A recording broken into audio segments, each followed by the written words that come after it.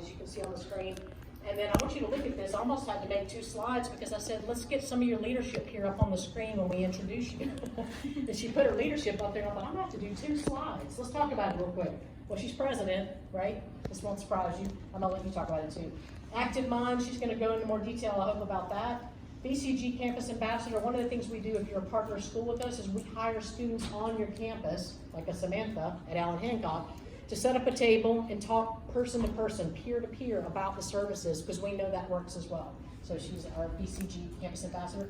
Poli-Sci major, graduating in May. She's ready to get out there and get some work done, or maybe go on to school elsewhere, I believe. And then she can tell you more about why she's a mental health advocate. But I want to turn it over to her and let her share with you what you would like from use clicker.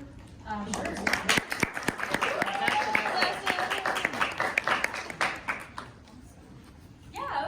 Thank you guys so much for having me. Thank you for being here. Emily put pretty in depth about my introduction, but I would also like to introduce myself, if that's okay with you guys. For those of you who don't know me, my name is Samantha Martinez. You guys can please call me Sam. I am the president of our Associated Student Body Government over at Allen Hancock College. I am also our Active Minds chapter founder and president. I will be going more into what Active Minds is and what an asset it is to have on our campus, and how you guys can actually start a chapter on your campus as well. And like Emily said, I am the Virtual Care Group Campus Ambassador. The Virtual Care Group is great to have for our students on our campus, so it is an honor and a pleasure to talk to students about how they can get that attainable mental health support. And yeah, I'm a poli-sci major. I'm going to be graduating this semester, hopefully transferring to a UC in the fall. Thank you. Thank you. Yeah, and so, yeah, I did want to get into why I'm a mental health advocate. So as someone who identifies with having a mental health condition, and as someone who has received mental health services, there was a point in my life where I was going through a really low mental state. And I was not receiving the right services that were a right fit for me. And so as a result of that, my grades started dropping. My attendance was really difficult to keep up in college, and my interpersonal relationships and my physical health were suffering. So as you're hearing, this was just a really low and difficult point in my life. And it wasn't until I received the adequate resources. So when I say adequate, I'm not saying that the resources I was receiving before weren't legit. They were. They just weren't the right fit for me. And so ideally, we want to come to a conclusion where we're all able to find the right fit, because the truth is it's not always one and done when it comes to mental health support. You know, you need to find a therapist that works for you, and sometimes it takes a couple of times. But the truth is that there's so many barriers when it comes to that. And so yeah, it wasn't until I found the right fit for me that I was able to persevere and flourish as a student, as a daughter, a friend, and in all the other roles I have fun in. And so yeah, that's why I'm a mental health advocate, and I really want to plant the seed in all of you today to push for the visibility, the affordability, and just being able to have mental health resources that are attainable on your campus. So we'll get more into that. Cool, yeah, so I am from Allen Hancock College. We are in Santa Maria, California. It's about an hour north of Santa Barbara. And we also have satellite campuses in Lompoc and Santa Ynez. Lompoc is a really cool one. We have a lot of like our firefighter academy out there. So that's a really cool campus. Almost 70% of our students are Latino or Hispanic. Almost half of our students are first generation college students. And we have a little over of 11,000 in enrollment. And yeah, we have a large community of non-traditional, like I said, first generation Latino, Hispanic students. And we also have a very prominent population of formerly incarcerated and justice impacted students. And they're doing an awesome job just breaking barriers at our campus and making a community where they're finding a new life in education, which is really awesome. So yeah, when I'm looking at the demographics of my college, what really struck a chord with me was like, we need to break the cultural barriers in a lot of these marginalized communities. As you can tell, maybe some of you guys identify with these communities. and you know about the barriers, whether it's a language barrier, a cultural barrier, finances, of course, that's the one that we all struggle with. But yeah, we're trying to break those cultural norms that it's a taboo subject to talk about your mental health. And you're considered weak if you're prioritizing your mental well-being, because I always tell people mental health is just as important as your physical health. How are you going to be a functioning human being if you're not in the right, healthy state of mind, which we all deserve? So yeah, that's kind of where I was at when I wanted to begin our advocacy on our campus. And also just creating a conversation that's healthy and educational on our campus. Cool, so I wanted to have you guys see if you can reflect on some of these leading questions concerning the mental health resources and advocacy needs on your guys' campus.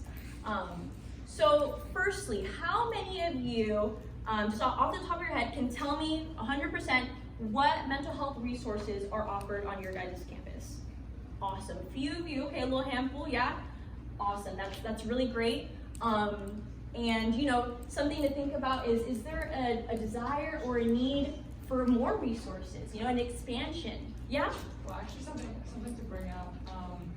Well, I'm from Region 2, and we went to Lobby Day at the Capitol. That's Nice. because we're from Sacramento area, Yes. and we did lobby for mental health as Oh, well. amazing. Yes, but the thing is that at our college, Coastal Point College, we only have one licensed therapist, like psychologist therapist. And how many students you guys have? There's about 10 to 15,000, close to 20, I know that for sure. Okay. And there's only one, so it's, and also there's not enough, but that's why I shaked my head when you said if we know what sort of resources there are, it's because it's not hyped enough. Exactly, yeah. There's actually like a recommended ratio of students to full-time mental health counselors, and yeah, a lot of our campuses, that ratio is not being met. Yeah?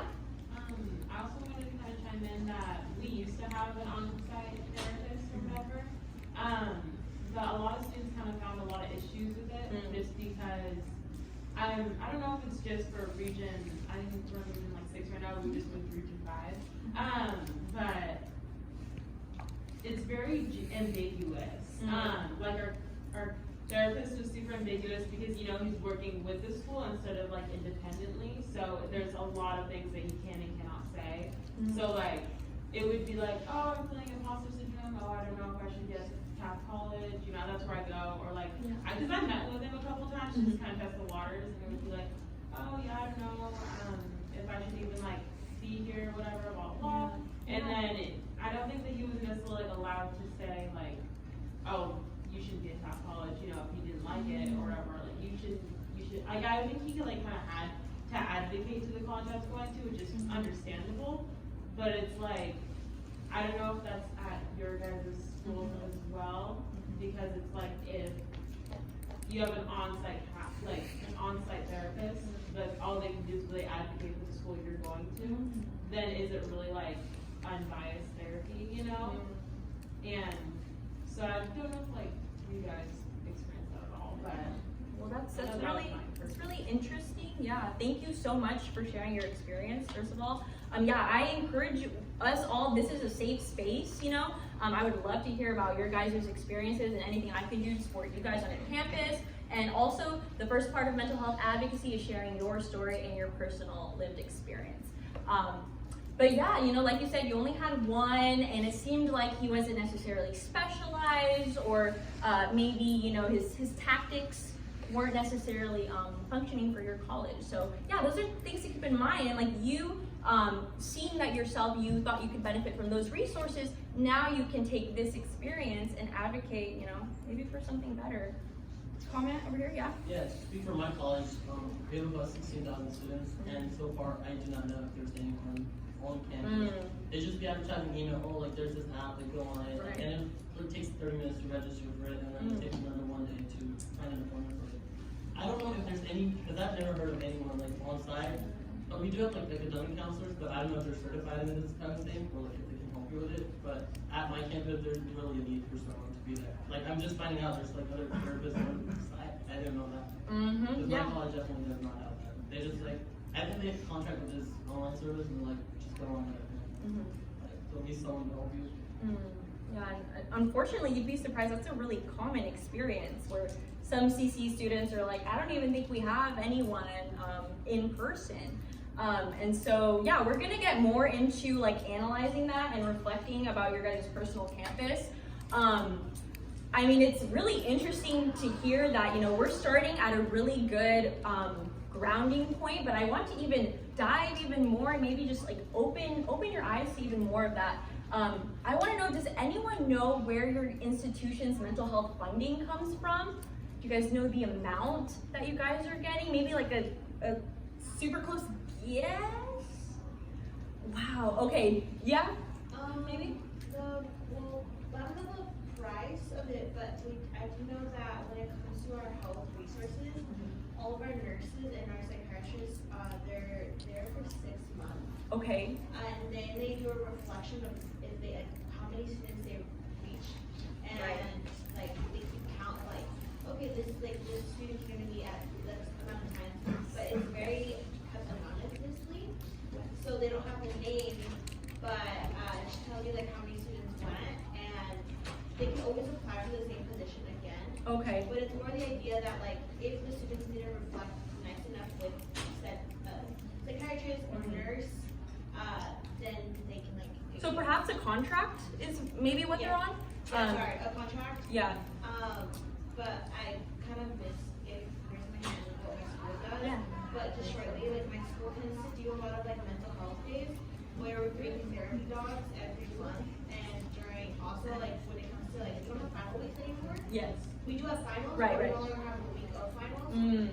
So during those 2 weeks, we get therapy dogs. We have we in total with our sister school, Grossmont and Chamaca, we have a total of 6 psychiatrists. Oh, great. How How many students you guys have? Do you know, roughly? Grossmont's like 8,000 for Grossmont and then 8,000 for Chamaca and then how many for Grossmont? 11,000 for Grossmont. And do you know if those positions are part-time or full-time secretary? They're like interns from SES. Mm. They're kind of like, Mm-hmm. yeah. Yes. Yes. Okay, yeah, I hear that. Okay, yeah, great. Thank you so much for sharing your college's background. Yeah, that's awesome. So yeah, as you guys are hearing, our mental health services are very diverse, and they might look different across different college campuses. And there's things to be learned, right? Yeah, we don't have therapy dogs, but we did therapy miniature horses at our campus. Yeah, it was really cool. Our student health department coordinator is actually our Active Minds advisor, and her daughter's at UCLA, and they have the therapy horses, so she got the contact. Yeah, we do stress busters as well for finals week. So yeah, if your guys' campus aren't doing this, maybe you guys can look into having something like that as support for students during finals week. Okay, and then going to my third point, peer support. Does your college have a student-led organization or movement that's specifically pushing mental health advocacy on your guys' campus? Yes? What kind of organization you guys have? So at San Bernardino Valley College, I was fortunate enough to be the president of the Human Services Association, which is comprised of mental health workers, government agencies, things like that. Oh, amazing. Thank you so much for being involved in that. Are you still involved in it? Well, I'm a senator now, but as a senator, I look at all the clubs. Yes. I make sure that. Yes. Got a soft spot. Awesome. Yeah, any right here? We have the Active Minds Tracker. Oh, incredible. What college are you guys from? Foothill. Foothill. Okay, I'll make sure to hit you guys up. Awesome. Yeah, right here? At Coastline College, there were veteran resource centers who were actually peer sports. Okay, that's awesome. I love how it's specialized to a specific student group. That's amazing. We have a couple of peer support groups. There's actually a club that kind of just started, and it's pretty small right now, but they basically like, it's kind of like big buddy, little buddy kind of system, and so someone will kind of like help someone else that's like not in a great place, and they'll like kind of keep track with them, and it's all volunteer, you know, so they like sit with them and like, hey, are you getting your work done, you know, how are you feeling, you know, and like, it's really, they've targeted, you know, like, a lot of like foster students, so they had a Right. foster student that like was kind of like super in their bubble, and they kind of came out of their shell, and a lot of introverted kids that like kind of just came to school are kind of nervous, you know. So they do a lot of that kind of thing. But That's it's also- amazing. I haven't heard about that before. That's really cool. Yeah, so as you guys are hearing, peer support is starting on campuses, but I want to elaborate on why peer support is so important. Studies cover that if someone's on the brink of perhaps a bad mental health episode, or they're going through a tough experience mentally, they come to a peer first. And that's important for a lot of reasons. You know, it could even be that they're coming to you with feelings of suicidal ideation, right? And so when it comes to peer support, it's important to have something like that instilled on your guys' campus, because we know peers are coming to peers. You know, they're gonna wanna talk to someone that's like them, a student, a friend, but it's also important to be educated and mindful on how to calmly and educated react to if someone comes and approaches you in a way that you're protecting your own barriers and your own mental health as well. And so that's part of like facilitating trainings or reaching out to a group like Active Minds that has, you know, kind of like a national setting on how to train and empower students to do that. I forgot to mention also we have wellness ambassadors. Oh, wow. So there's students that are employed through the Mental Health and Wellness Center, which was previously called Psychological Services, which, as you can tell, a lot of people aren't gonna be excited to go. Yeah, I don't wanna go there. Psychological Yeah. services. So we have that, and I work with them. Oh, incredible. And you guys, those are workers that you pay. Oh, very cool. Yeah, right here. You talking about peer support training specifically, or peer support, like, peer support specific, like a peer support program? Right. I mean, It is a very distinct. Yeah. The way that I'm kind of approaching it is that as student leaders, we would reflect and navigate what the needs on our campus are specifically. And so, like, for example, you can reach out to community resources. So in our area, we have Transitions Mental Health Association, Santa Barbara County Behavior Well, and Youth Well. So those are community organizations that offer suicide prevention trainings, mental health first aid trainings, and you know, they have grants and fundings where they can come onto your campus and give these trainings for free. So if you invite, you know, your student body, if you invite your friends or your support group that's already instilled on your campus, and you guys go and get that kind of training, you guys are better equipped. Peer support, supports to your peers, and so that's kind of where I'm aiming at. I want you guys to really reflect and really ruminate on what does your campus need, and what leadership opportunities in mental health would you guys or your students be open to? So does that kind of answer the question? A little bit. Thank you. Great. This might sound like a lot. I don't want to overwhelm you guys.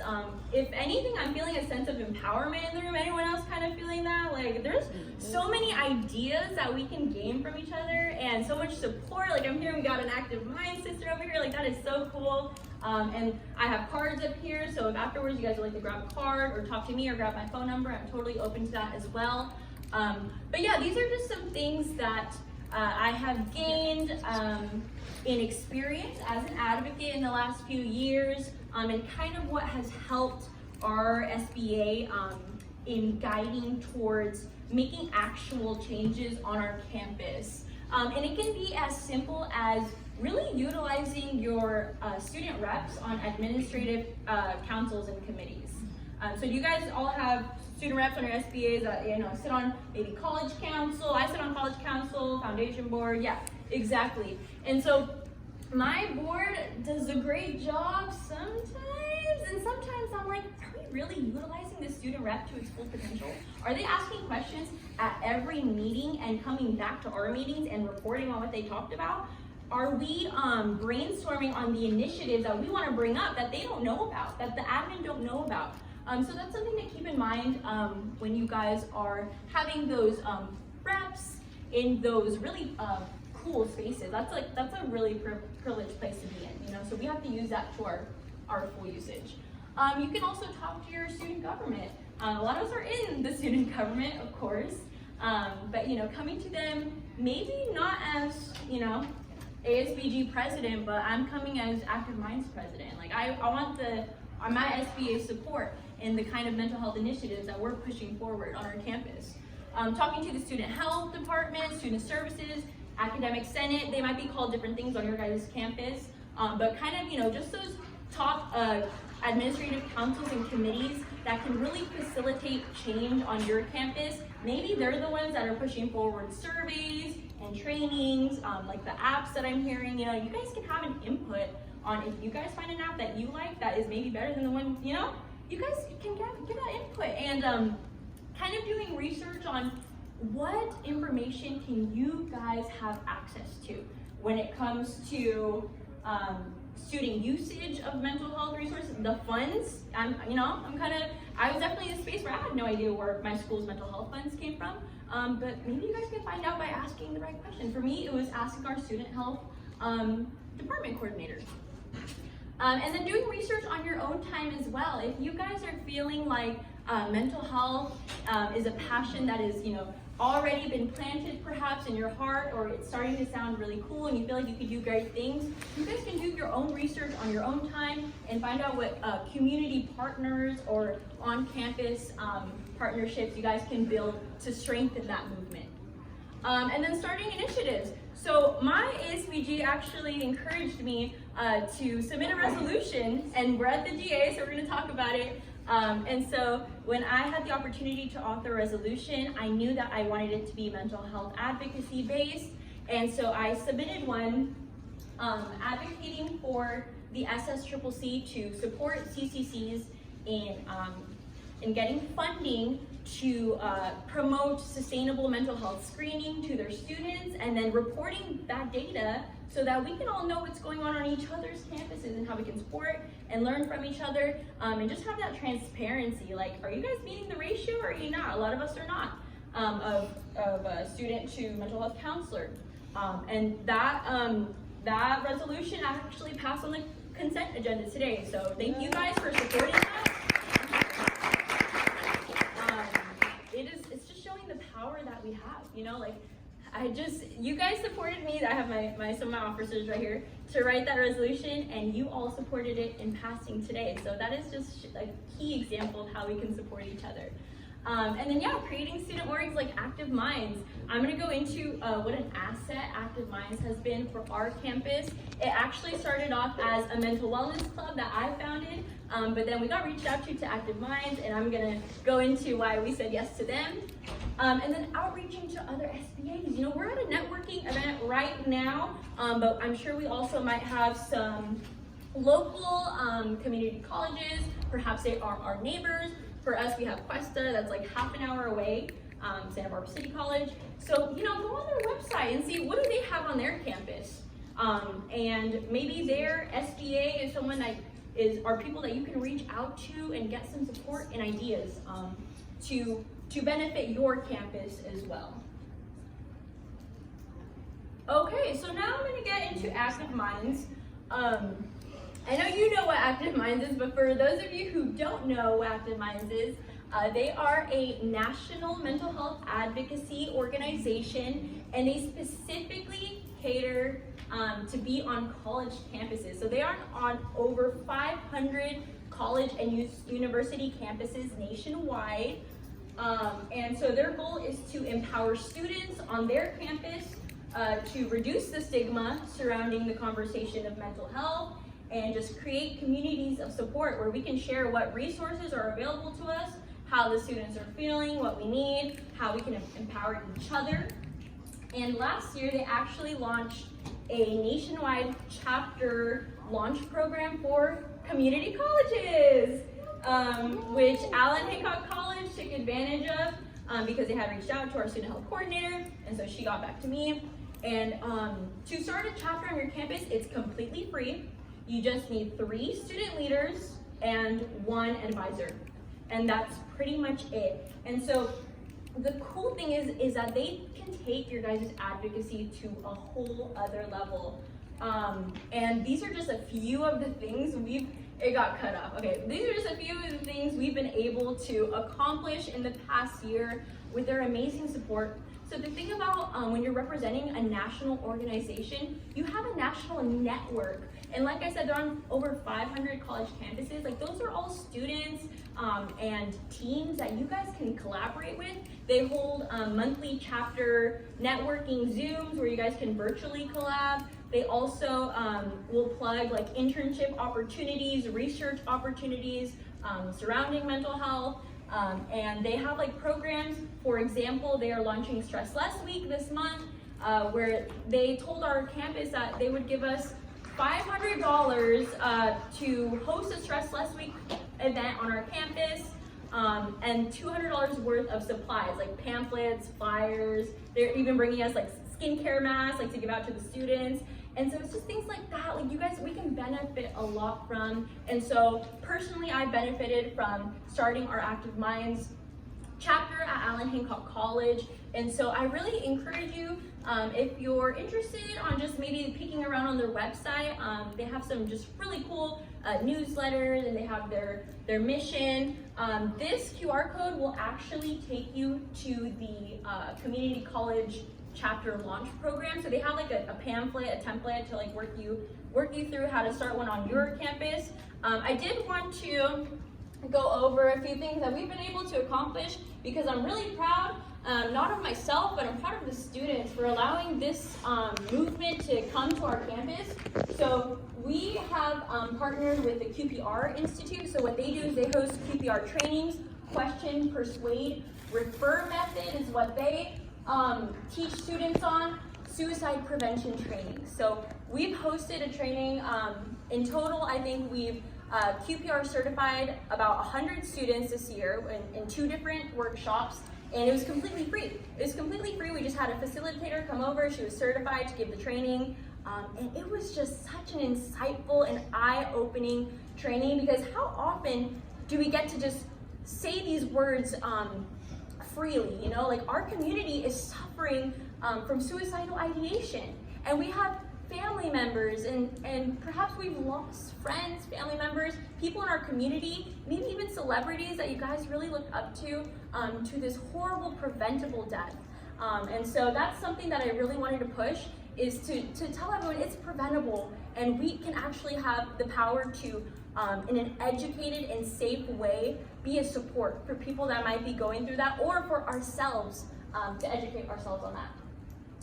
We've also talked about the people who look over our mental health services on the school's website to kind of change a few things around that just weren't clear to the students, and we felt like it would be more accessible if they did it in a different way. So we talked to them, they made the change just like that, just by us asking. And so I really encourage you guys to just stick your noses into where you think you might get stuff done.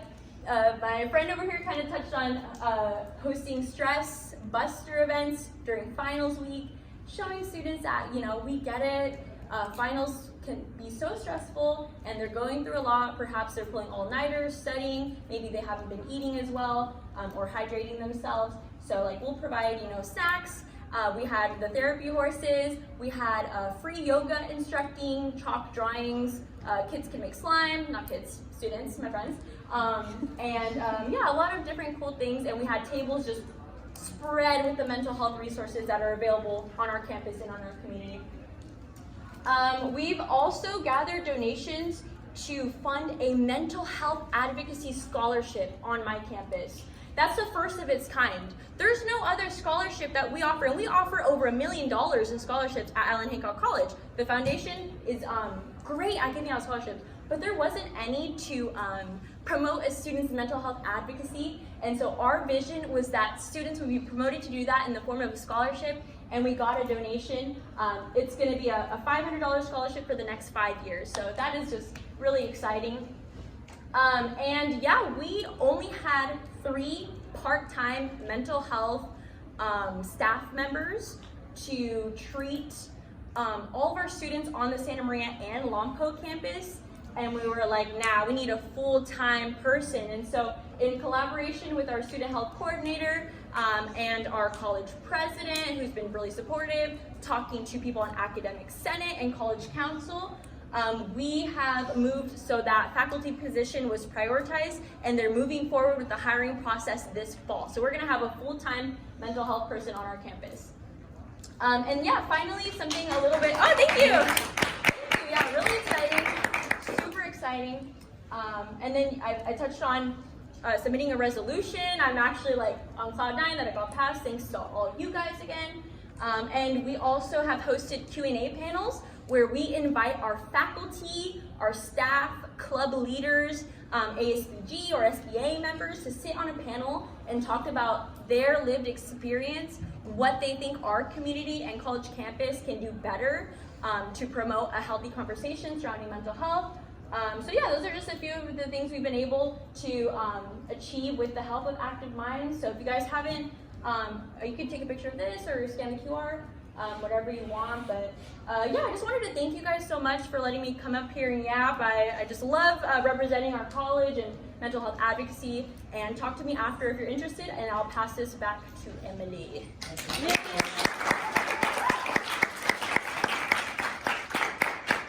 Now you know why I was so excited she was going to join me in this conversation. I wish I could take you across the nation with me. Fabulous. You guys are very lucky to have her right here in California.